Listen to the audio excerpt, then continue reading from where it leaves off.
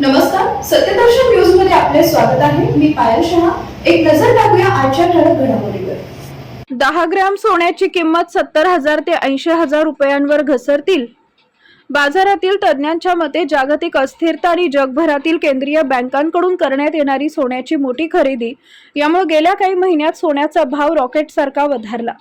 आकडेवारीनुसार ब्रिक्स देश Brazil, Russia, Bharat, चीन आणि दक्षिण आफ्रिकेत गेल्या 6 महिन्यात सर्वाधिक सोनं खरेदी करण्यात आले. जगभरात जी सोने खरेदी झाली त्यातील जवळपास 50% भाग हा एकट्या या 5 देशांनी खरेदी केलाय. अमेरिकेवरील अवलंबित्व कमी करण्यासाठी हा प्रकार करण्यात आला, ज्यामुळे आंतरराष्ट्रीय बाजारात सोन्याची मागणी आणि किमतीत मोठी वाढ झाली.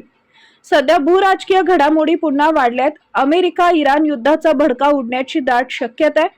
त्याचा परिणाम सोन्याच्या किमतीवर होईल.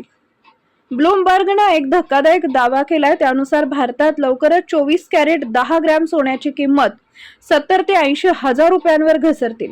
अर्थात ही घसरण फक्त एका दिवसात होणार नाही, पण जागतिक बदलांनुसार या किमती कमी होतील. तज्ज्ञांच्या मते 2047 पर्यंत जागतिक बाजारात स्थिरता येईल आणि सोन्याच्या किमती 1 लाखांच्या आत येतील. हा ग्राहक आणि गुंतवणूकदारांसाठी एक प्रकारचा इशारा मानला जातोय.